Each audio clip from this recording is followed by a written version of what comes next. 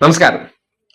കേരളത്തിലെ മാധ്യമങ്ങളായിക്കോട്ടെ, കോൺഗ്രസ്സുകാരായിക്കോട്ടെ, സംഘികളായിക്കോട്ടെ, ഒരു വ്യക്തി ഇടതുപക്ഷത്തിന്റെ ഒപ്പം നിന്നു കഴിഞ്ഞാൽ അയാൾക്കെതിരെ എന്തെങ്കിലും ഒരു ആരോപണം മാധ്യമങ്ങളിലൂടെ ഉയർന്നു വന്നാൽ എന്തൊരു കോലാഹലമാണ്. ആ വ്യക്തിയെ സമൂഹത്തിന്റെ മുന്നിൽ വ്യക്തിഹത്യ നടത്താനും അയാളെ അപമാനിക്കാനും അവഹേളിക്കാനും മത്സരിക്കുന്നവർ, അതേ വ്യക്തി അവരുടെ പാളയത്തിൽ ചെന്നാൽ എന്താകും അവസ്ഥ? വേറെ ആരുമല്ല, പി.കെ. ശശി. ഇടതുപക്ഷം അദ്ദേഹത്തിന്റെ സംഘടനാ വിരുദ്ധ പ്രവർത്തനത്തെ തുടർന്ന് ലൈംഗിക പീഡന തീവ്രത അളന്നുകൊണ്ടല്ല, സംഘടനാ വിരുദ്ധ പ്രവർത്തനം നടത്തുന്നു എന്ന് കണ്ടെത്തിയതിന്റെ അടിസ്ഥാനത്തിൽ പാർട്ടിയിൽ നിന്ന് പുറത്താക്കിയത് ഏറ്റവും ഒടുവിൽ പാർട്ടിക്കെതിരെ നിലപാട് കൂടി സ്വീകരിച്ചപ്പോഴാണ്. അതുവരെ അദ്ദേഹത്തെ സംഘടനയിൽ നിന്നുള്ള എല്ലാ ചുമതലകളിൽ നിന്നും തരം താഴ്ത്തുന്ന സാഹചര്യത്തിലേക്ക് എത്തി. പ്രധാനപ്പെട്ട ഉത്തരവാദിത്തങ്ങളിലൊന്നും ഏൽപ്പിക്കാതെ വെറും താഴേക്കിടയിൽ ഒരു പ്രവർത്തകനാക്കി മാറ്റി നിർത്തിയിരുന്ന വ്യക്തി അദ്ദേഹം നേരെ UDF-ലേക്ക് പോവുകയാണ്. എന്താണ് കാര്യം? അധികാരക്കൊതി മൂത്ത് UDF-ലേക്ക് പോവുകയാണ്. ഇന്നലെ വരെ അദ്ദേഹത്തിനെതിരെ ഏതോ ഒരു വനിതാ DYFI നേതാവിന്റെ പരാതി ഉണ്ടായിരുന്നു.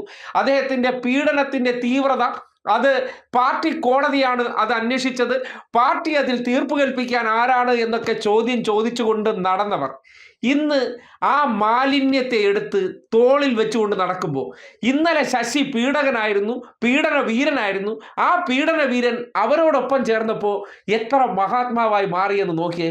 മനോരമ ഉൾപ്പെടെയുള്ളവർ പ്രതികരണം എടുക്കുമ്പോൾ അതിനെ സംബന്ധിച്ചൊരു ചോദ്യം പോലും ഉണ്ടോ ഇല്ലയോ നിങ്ങളൊന്ന് കേട്ടെ.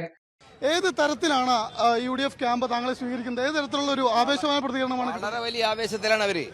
UDF തന്നെ പറയുന്നു, ഇതിനു മുമ്പ് നടന്ന തെരഞ്ഞെടുപ്പുകളെക്കാൾ കൂടുതൽ അവരുടെ അണികളെ ആവേശം കൊള്ളിപ്പിച്ച തെരഞ്ഞെടുപ്പാണ് ഈ തെരഞ്ഞെടുപ്പ് എന്നാണ് പറയുന്നത്. യഥാർത്ഥ ഇടതുപക്ഷം എന്നുള്ളതാണ് ഒറ്റപ്പാലത്ത് താങ്കളുടെ മുദ്രാവാക്യം. എന്താണ് ഇടതുപക്ഷം? ഇതാണ് ഇടതുപക്ഷം, ഇതാണ് ശരി, ഇതാണ് ഇടതുപക്ഷം, ഇതാണ് ശരി. ആ ശരിയുടെ പക്ഷത്താണ് ഞങ്ങൾ മുമ്പോട്ട് പോകുന്നത്. ഏത് അലവലാതിയാണ് ഗോവിന്ദചാമി ആണെങ്കിലും കോൺഗ്രസിലോ സംഘപരിവാറിലോ നിങ്ങൾ ഒരു അംഗത്വം എടുക്കും, നിങ്ങൾ മഹാത്മാവായി മാറും. അല്ലാതെ നിങ്ങൾ ഇടതുപക്ഷവുമായി നിൽക്കുമ്പോൾ ഇവരുടെ കൂട്ടത്തിൽ നിൽക്കുന്ന ഏതെങ്കിലും ഒരു മാധ്യമം ഒരു വാർത്ത പുറത്തേക്ക് കൊണ്ടുവരും. സ്വാഭാവികമായിട്ടും പ്ലാൻ ചെയ്ത വാർത്തയായിരിക്കും. ആ വാർത്തയുമായി ബന്ധപ്പെട്ട് ആ വ്യക്തിയെ സമൂഹത്തിന്റെ മുന്നിൽ എന്തോരം അധിക്ഷേപമാണ്.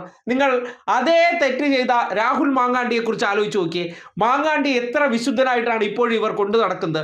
മാങ്ങാണ്ടിക്കെതിരെ ആരോപണം ഉയർന്നു വന്ന സമയത്ത് പരാതിക്കാരി ഉണ്ടോ എന്നാണ് ചോദ്യം.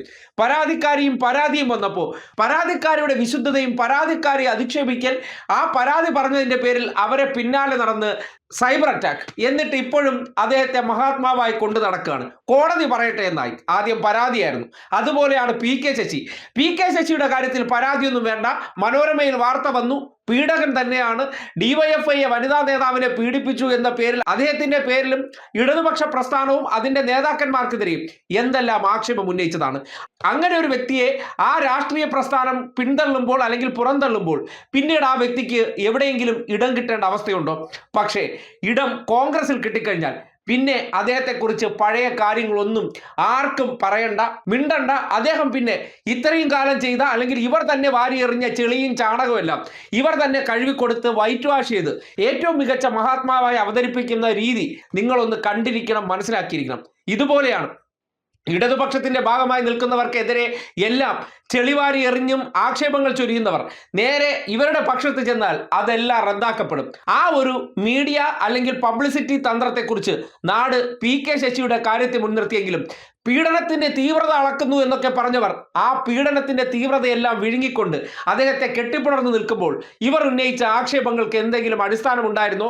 ഇവർ ആക്ഷേപങ്ങൾ ഉന്നയിക്കുന്നത് എന്തിനെന്നാൽ ഇതിൽ ജനപിന്തുണയുള്ള ജനകീയതായിട്ടുള്ള നേതാക്കന്മാരുണ്ടെങ്കിൽ അവരെ ആ സംഘടനയിൽ നിന്ന് പുറന്തള്ളി ഇവരുടെ ഭാഗത്തെത്തിക്കാനുള്ള തന്ത്രമാണെന്ന് തിരിച്ചറിയാൻ ഇതിനേക്കാൾ മികച്ച ഉദാഹരണം എന്താണ് വേണ്ടത്?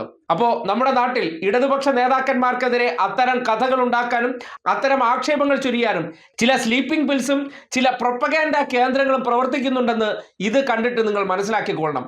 മനോരമ മൈക്ക് നീട്ടി അദ്ദേഹത്തിനെതിരെ ആ തീവ്രതയെക്കുറിച്ച് ഒരു ചോദ്യം ചോദിക്കാത്തിടത്ത് അണ്ടർസ്റ്റാൻഡിങ് വ്യക്തമല്ലേ?